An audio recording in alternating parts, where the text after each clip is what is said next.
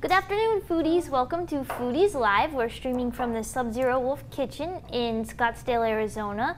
And today I'm joined by Chef Lou Swartz of Classic Cooking and loopdelou.com.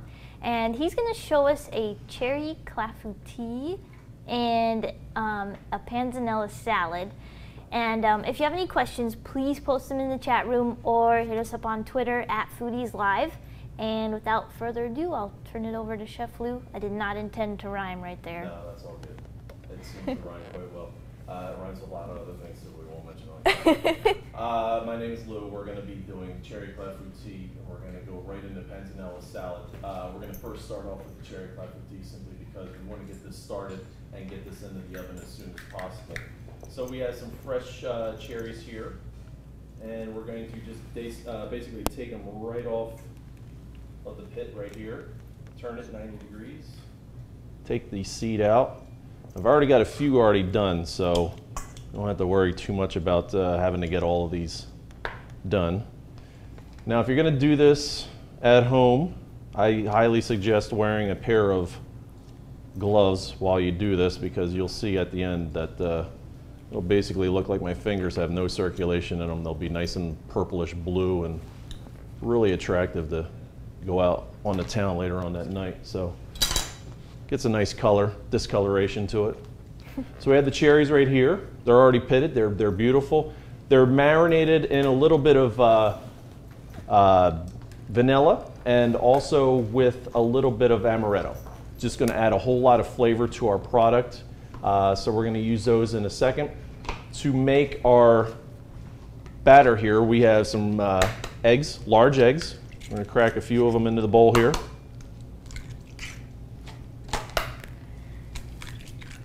Chef, how long did you marinate it in the vanilla? And was it vanilla extract? A little vanilla extract, a little bit of the amaretto, like I said. It was about an hour or so. Just kind of get all those flavors and break down the cherries. If they're a little under, ripe, the marinating will break it down a little bit, make them softer, and just kind of get all those flavors that kind of come together and make for a really good finished product. Okay.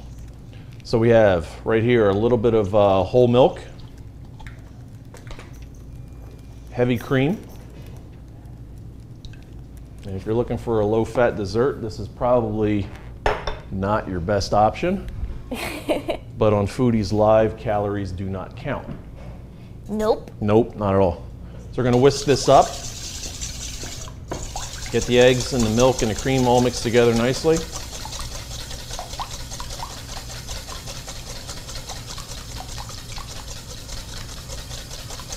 I have some sugar and a little bit of flour and a touch of salt.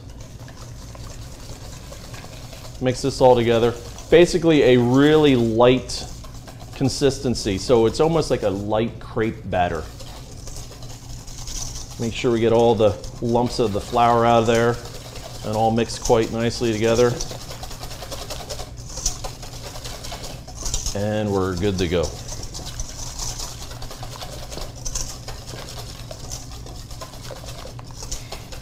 There we go. Chef, do you have any tricks for pitting cherries? Or is it just a laborious thing? Well, I mean, you can buy a cherry pitter, and it'll take about the same amount of time. I tried it before. You can stand there and just kind of pit them, and then you're just going to have to cut them in half anyway. But the best way to do it, just save yourself some money, have a nice sharp paring knife, and the little indentation right here, just kind of go the opposite direction of this around the cherry, and then just turn the cherry and twist it like that. Pop it open like that. You'll have the seeds ready there. Just kind of take the tip of your knife and kind of pop it out, and you're good to go.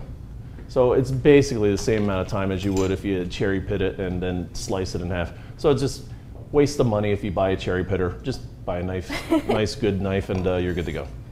So we have right here some nice little ramekins. Let me try to get on camera here real quick. We gotcha. We got it. All right. So we're going to take our cherries, put them in the bottom of each of these.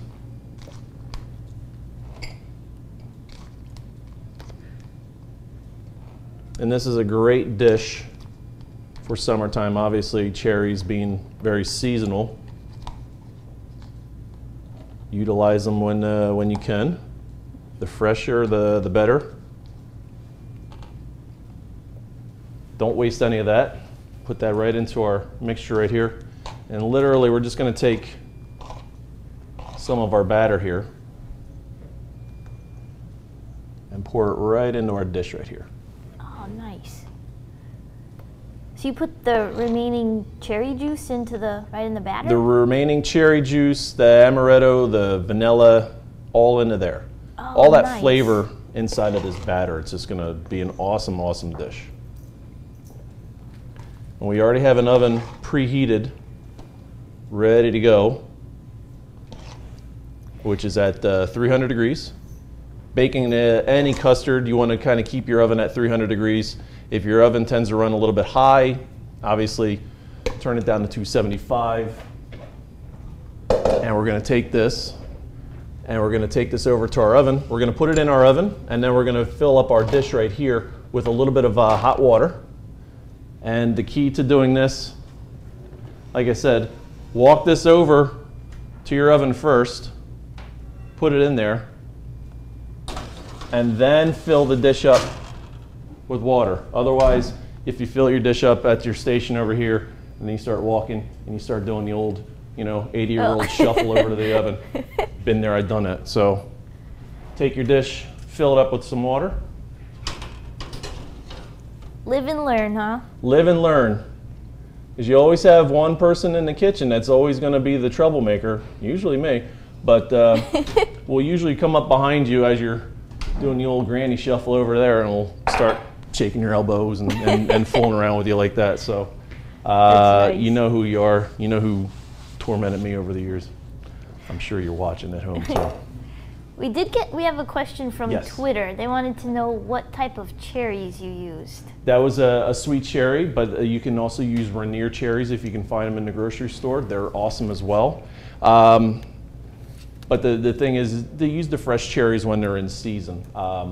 You can, if you wanted to do this in the fall, wintertime, you can use the canned cherries, drain out the juice that it's in, and utilize those, but they're just not quite as good. So, like I said, this is kind of one of those dishes that's more seasonal, and it's much better when the fruits are in season. So if it's not in season and you want to make this dish, use pears, use apricots, use peaches or something else if you can't find the cherries in the store.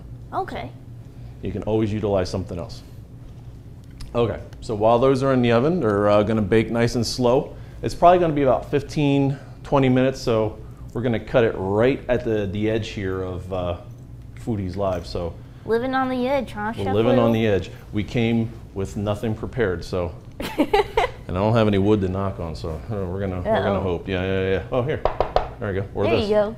Anyway, so now we're gonna jump into our panzanella salad. So we're gonna utilize some eggplant, zucchini, some fresh vine-ripe tomatoes, basil, fresh bread, onions, garlic, olive oil, balsamic, all that good stuff. Panzanella, it's just one of those salads that's going to combine all the flavors of summertime all together. And the majority of the vegetables that we have here are all locally grown from Horny Toad Farms right here in Scottsdale. So we try to utilize everything that we possibly can. So whatever the farmer brings to us, whether this week it was the eggplant or next week they bring us okra or cucumbers, we tend to utilize those in our menus on a daily basis and try to make something completely unique and different each and every day. It's great fun. So buy local, shop local, and your food is going to taste so much better because it's super fresh. It's less than 48 hours out of the ground and into your belly, basically. So it doesn't have to travel halfway across the country to get to the grocery store to be, schlepped back to your house, and God knows 2 weeks later you're using your vegetables. So it's all nice. It's all fresh. It's beautiful. Okay, so we got zucchini here, and we're simply just going to take this, cut it in half. Depending on the size of it, we want to go with a nice large dice. So we're just going to cut these in half. Our eggplant, we sliced this earlier, and the reason why I did it earlier is because you want to leach out a lot of the juice inside of the eggplant. So when you slice it fresh like this, simply take a little bit of salt and season both sides, put it on a piece of paper towel, and let it sit like this for a good 10 minutes. What that does is it really leaches out all that bitter juices that are inside of the eggplant, and also it seasons it as well, and gets rid of that kind of bite that the eggplant has. So if you don't do that, your eggplant tends to be a little bit bitter, a little bit more wet, and this just leaches it all out. So this is the finished product that we have right here. As you can see, all that liquid's still coming out from that salt. So we're going to take this, we're going to dice this up.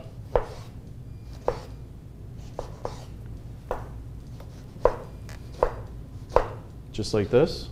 Same thing with our zucchini here. Try to go the same size.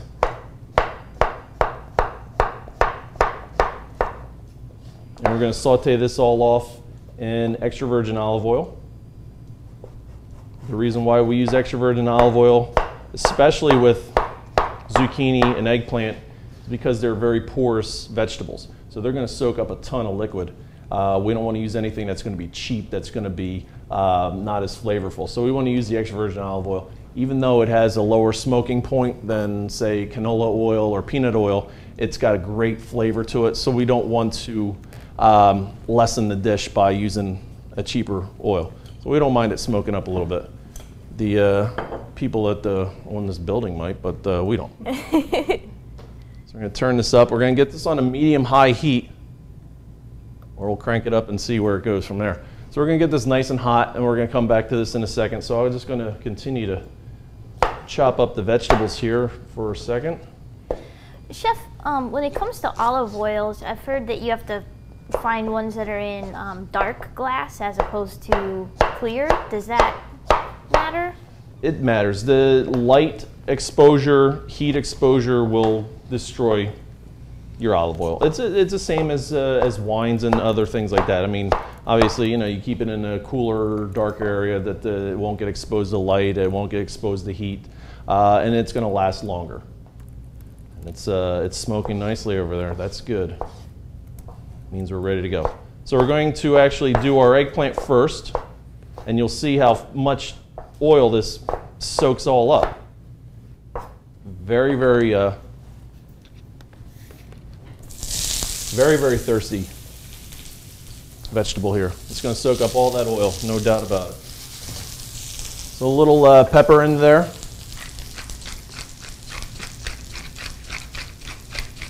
Let it sit. Key to sauteing is to let things rest in the pan. Don't move it around, don't shake it around too much. The more you shake it around, the cooler your pans are going to get. And once it cools down, then you're no longer sweating, or you're no longer sauteing it, you're sweating it, which basically means you're leaching out any of the juices inside of the vegetable or meat or whatever the case might be. So we want to let this sit, let it get some color to it, come back a couple seconds later, give it a shake, give it one toss, let it sit, don't move it, and continue doing whatever else you're working on at that time.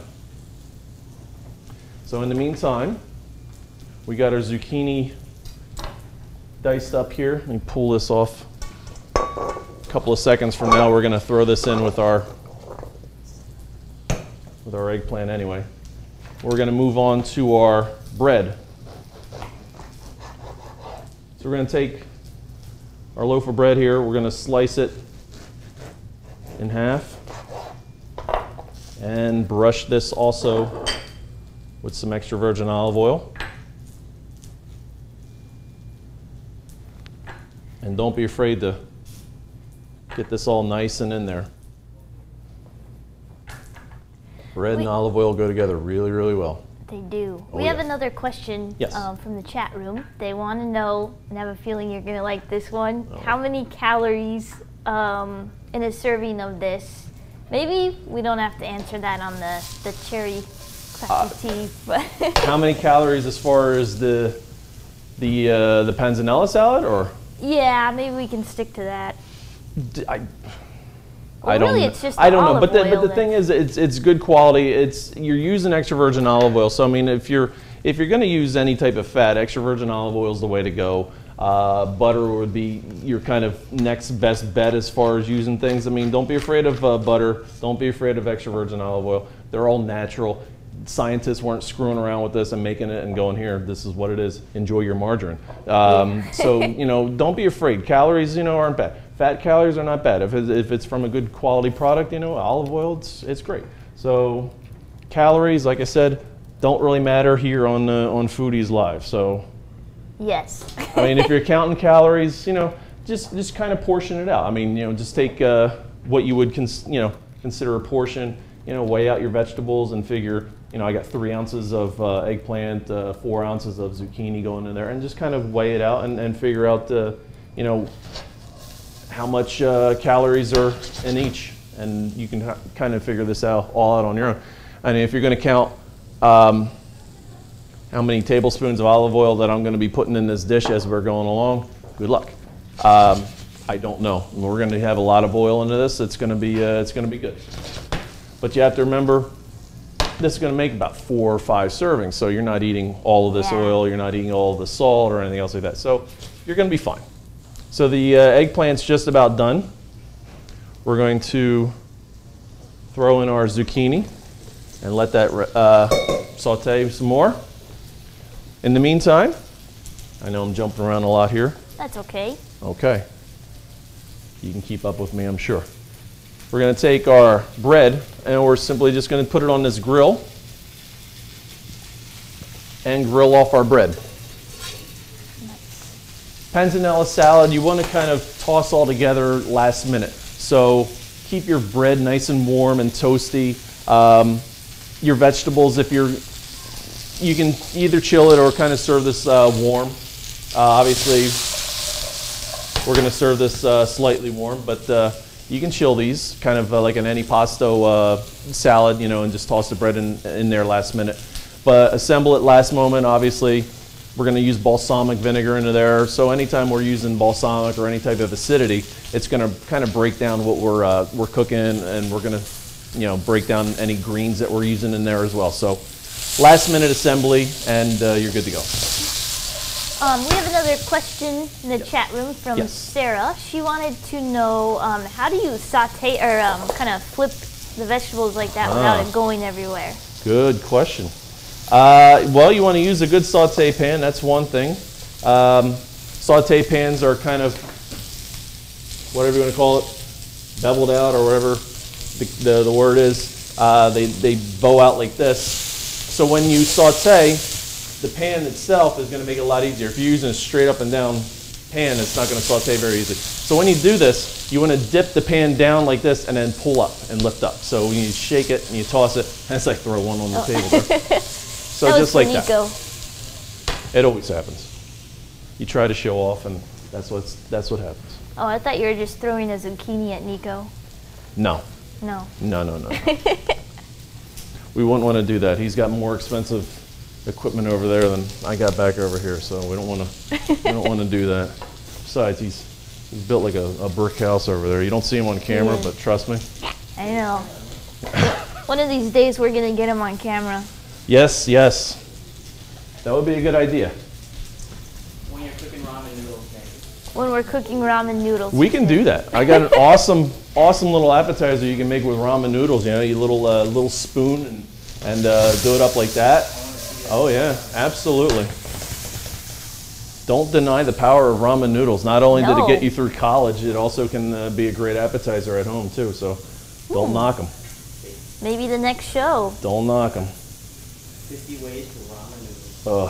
50 ways to ramen noodles. That ought to be a Beautiful. show. That'd be worth tuning into just to see what we make. All right, so we got some fresh tomatoes here. Take the core out, and we're just going to large dice these as well. We have some ramen fans in the chat room. Yeah? Yeah. Nice. What's your favorite flavor, chicken, beef, or the garden medley? Let's see what they say. Ugh.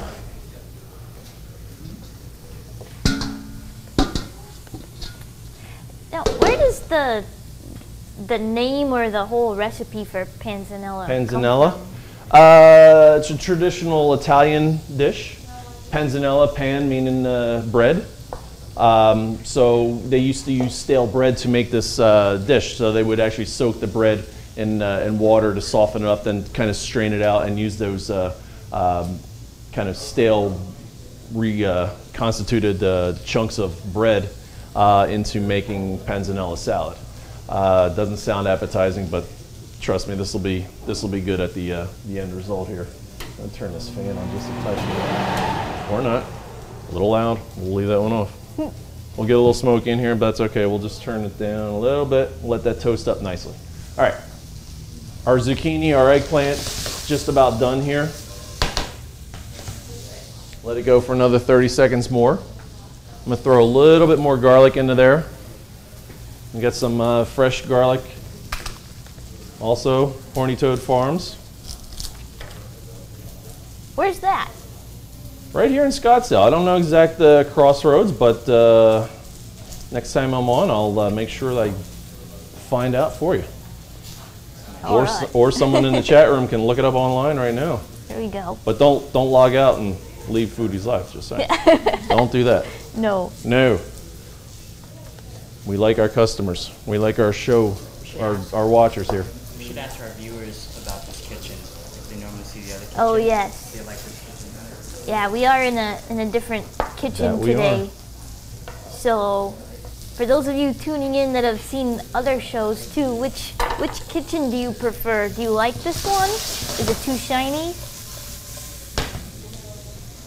Okay. What's interesting too is you're cooking on that type of surface, and we normally see burnt on gas. With the gas, yeah. These are great. I mean, if you don't cook often, don't get me wrong, if you do cook often, they work well as well. But I'm just saying, as far as not cooking often, they're easy to clean up. A lot of people that don't cook often at home are people that don't like all the cleanup that goes on with it. So I mean, the induction burners are fantastic. They're just simple and easy to clean up. You don't have to disassemble any burners and the drip pans underneath it, and so they're really great as far as that's concerned. But I still prefer the old gas. I just like the flame and be able to see and adjust it easily, even though this adjusts just as easily. Just, I don't know, old school, I guess. Yeah. So that's done. Our tomatoes are nice and diced up right here. So we're just going to toss this all together. Literally, just toss it all together. Let it all come together. The tomatoes are cold. The rest of the vegetables are nice and hot. So they're just going to kind of break down a little bit, but still retain their nice juiciness. They're not going to break down too much. So our bread's nice and toasted. When it comes off the grill, and if you're ever looking to do some good old-fashioned garlic bread, this is a great way to do it. Do it on your grill outside. Brush it like I did with the olive oil, salt, and pepper. And once it comes off the grill and it's still nice and hot, I should have peeled a few of these ahead of time.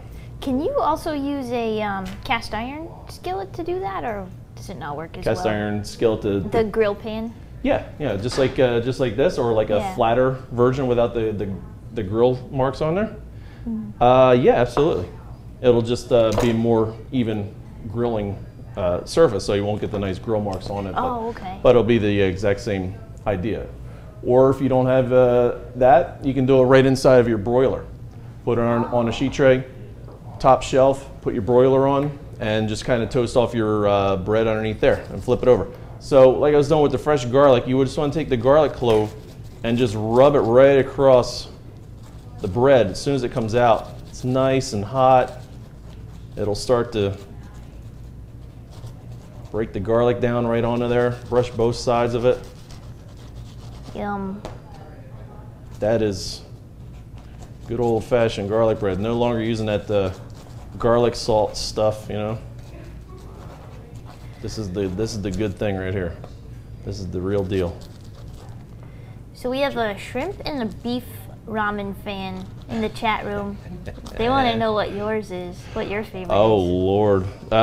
You know what? The honest goodness, the last time I ate ramen noodles was actually back in, I hate to say it, but culinary school. You know, you eat great food during the week, and then on the weekends when you don't have money, well, I take that back, you always have beer money, but you don't have money for you don't have money for food. You wound up going to the grocery store and buying the 8 for $1 pack of ramen noodles. I know the routine. It's, you know, it was a few years ago, but I still remember. God, I guess it all depends on what you're in the mood for, you know. Yeah. The vegetable one, the beef. Yeah, those are all food. I used to like the chicken one, I think. I didn't say it was good, I just said it was food. All right, so we got our basil here, and we're gonna take our leaves of basil right here, and we're gonna do a nice chiffonade. Fancy way of saying we're gonna take leaves and roll them up like such, just like this, nice tight package, like you did back in college, you know? I won't, we did that joke last time, right? We won't do it again. We're gonna take it and just kind of slice it nice and thin. Tip of our knife. Notice how the knife goes back and forth. If you want it thinner, just simply turn it 90 degrees. Just like this, and then you could do like a nice chop. It's like you're a chef or something. It's almost like I've been doing this for a couple of years. Almost. Yeah. Almost. Take this, we'll toss this all together. Boom, like that. Now we want to, smells good. We want to assemble this in a couple of minutes. We're going to take our bread right now, nice and hot. We have another question from the chat room. Yes. They wanted to know, what is the difference between garlic salt and garlic powder? A tough one for you. Garlic powder is, as far as I know, the garlic powder is just dehydrated garlic that they grind into a powder. The garlic salt would be same and mixed with salt to kind of make you know, a more gritty kind of product at the end. That would make sense. Yeah, that's a good. I never gave it much thought as to the difference between this and that. Yeah. Use them in the same way. I guess when you're using fresh garlic, you never have don't bother with that stuff. Yeah. Yeah. It's not bad. I mean, it's a quick thing, you know. I mean, if you don't want to take the time to peel your garlic and chop it and whatever else, it's a quick fix, and that's, you know, in most places and most people don't have time to do these sort of things. So I don't blame anybody for having those sort of things. I mean, it's quick, it's on hand. You want a little shot of flavor, boom, it's in there, it's done. I can smell that basil. I know, it's wonderful. All right, I'm gonna turn this up a little bit.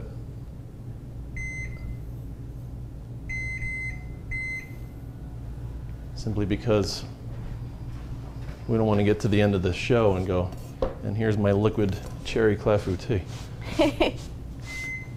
So we're gonna turn that up. We turned it up to 325 and hope and pray. This is live. This is good though, it's good.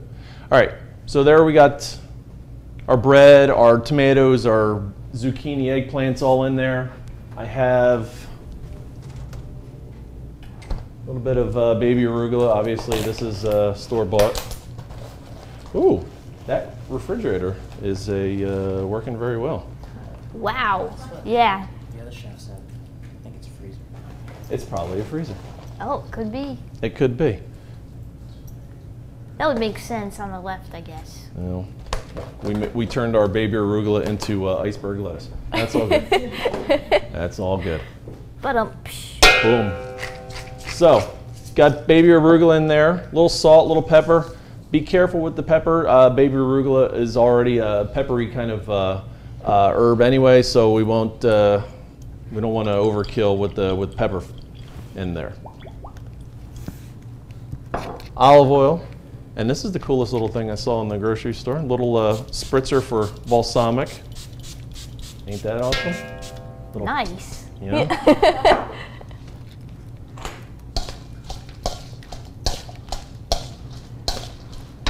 So all those flavors come together just like that. And like I said, serve this pretty much immediately. Once you get the bread in there, once you add your acidity into there, it's gonna literally start breaking down mixed greens or whatever you have in there. So serve it immediately. We have a nice bowl here. Take this. Serve this nice family style right on the middle of the table. Yum. Super good, super healthy. Always, you can always top it with a little bit more basil. Same deal. Just take it, or you just garnish it with this if you want, but we'll want to chop a little bit more into there, a little bit more flavor. If you have some shaved Parmesan cheese or something along those lines, you could put that in there as well. Yum. That looks amazing. Panzanella, it's one of those dishes. I mean, traditionally, these are the main ingredients. Oh, you know what I forgot? Onion. You can throw some onion into there as well. We'll do that in a second. It doesn't matter, we can always toss it. Got an onion peeled, cut it in half. We're gonna take it, kind of cut it fajita style. So we cut the bottom root off of there, and we're just simply gonna take it and just kind of thinly slice it.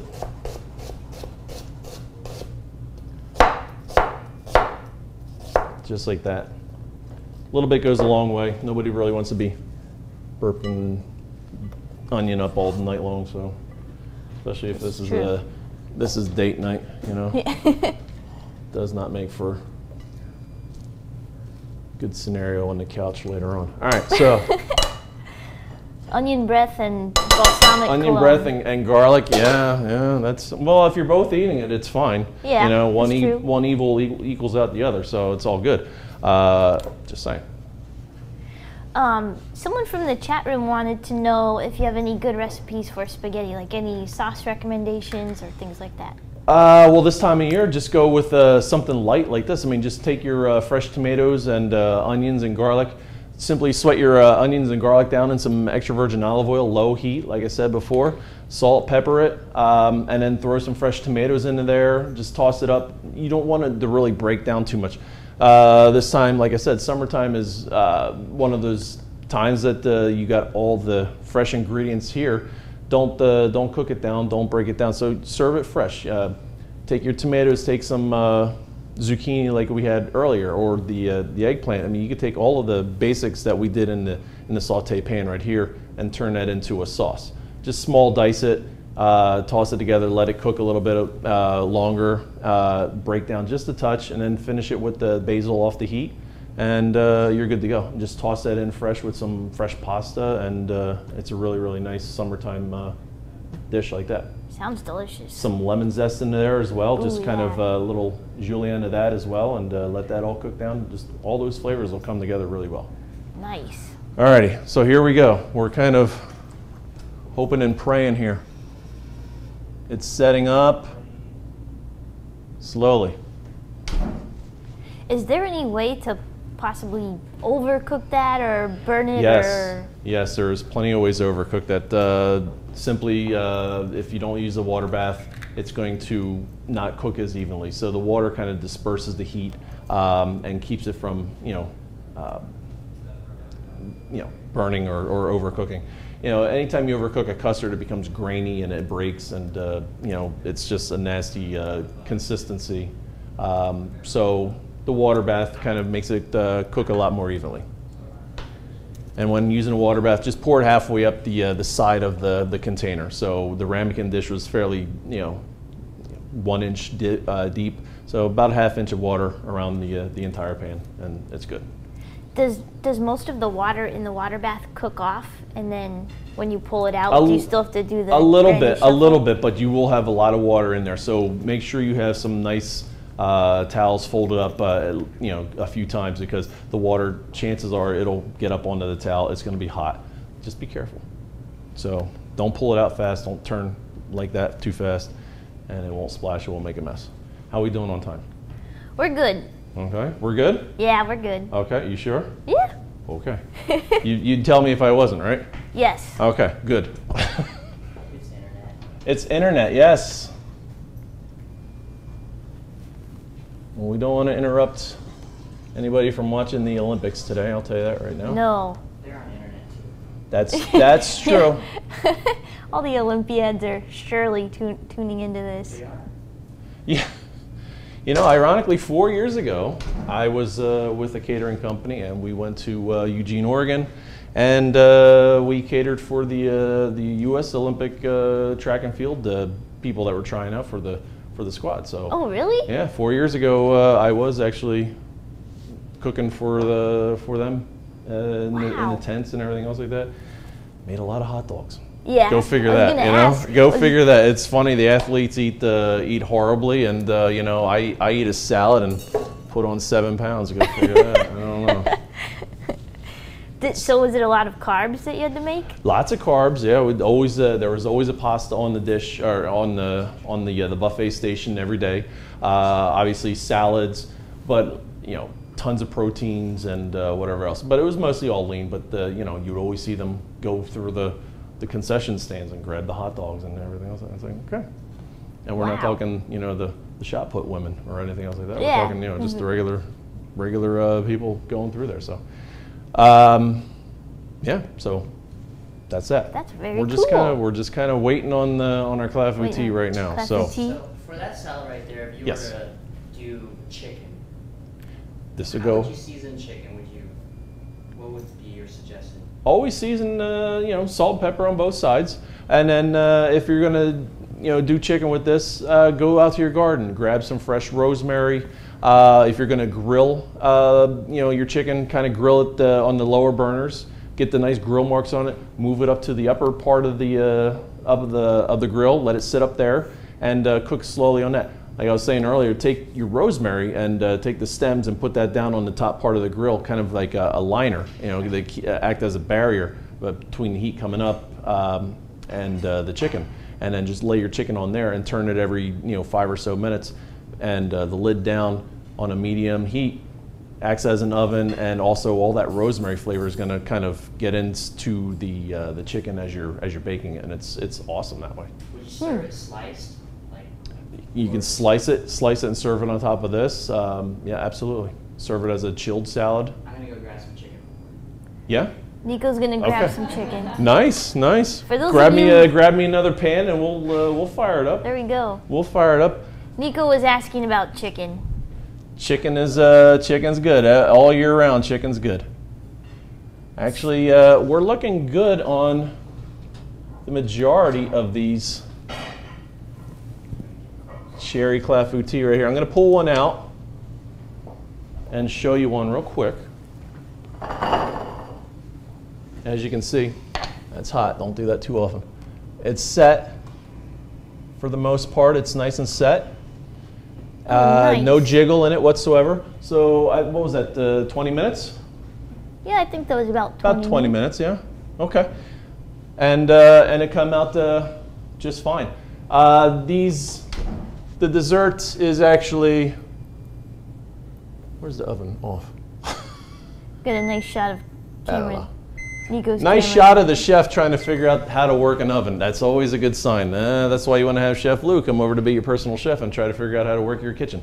Oh, awesome. Nico's camera was blocking you, so. Oh, okay. Well, you didn't miss out on much. I know exactly what I'm doing in the kitchen. Don't worry, folks. But like I said, as you can see, it's nice and set. It's nice custardy. Obviously, if you let it rest in the oven for a few more minutes, it would be, perfectly set. But it's good to go just as is. Serve this a nice chilled, or you can serve it room temperature, slightly warm. Obviously, right now it's a little too hot to be served right now. But you want to finish it with a nice garnish of like whipped cream, maybe flavored with a little bit of amaretto as well, just to kind of enhance that flavor. A little sprig of mint on top of that, and really, really good. If you are gluten-free, you don't necessarily have to put the flour into this mixture. You can add another egg to your mixture so it'll set up a little bit better. take away the flour, and that way you can serve it to people who have celiac or gluten-free and don't want the flour in this dish. So it'd be absolutely perfect. I don't have a really good recipe for panzanella without the bread in there. Well, gluten-free last bread couple is questions. not so good. Oh, gluten-free bread. Not so good. No. No, they're still working on that, right? Yeah. Yes. So, what's your favorite song, and boxers or briefs? Wow. You know when you get older and they say boxers or briefs and you say depends. All right. That's bad. That's awful. My favorite song, really don't have a favorite song. So I guess whatever's on the radio, whatever makes you tap your foot at that time is a good thing. It all depends on your mood, right? That's true. Some days you wake up and you're in the mood to listen to some disco or some music, you know, you're in the mood and you're driving in the 101 and you're stuck in traffic and Metallica comes on and yeah, that fits the bill. So all depends. This is true. That's exactly it. So there's our dessert. It's awesome. You know we're gonna dig into that in a couple of minutes, and then the salad is good to go. All right. Well, thank you so much. Thanks for You're welcome. For coming back, and next time is definitely ramen. We're gonna do some ramen, yeah. And if anybody's out there watching at home and you're looking to go to culinary school, we're opening up in September on our new class. So $5,000 scholarship. So if anybody's looking to come to Classic Cooking Academy, please feel free to do so.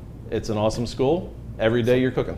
Is it Classic Cooking Academy, ccacademy.edu. Oh, .edu. Yes, .edu. ccacademy.edu. Okay. So there you go. All There's right. my plug. I got my bonus money coming. Well, thank you again, and you. thank you guys for tuning in, and we'll be back next Tuesday. We're actually moving times, though, to noon, so we're going to try out a new lunch cast. So be sure to tune in then, and then check back at FoodiesLive.com, and we'll post recipes there and a little bit of insight into what the show will entail next week. So thanks again, guys.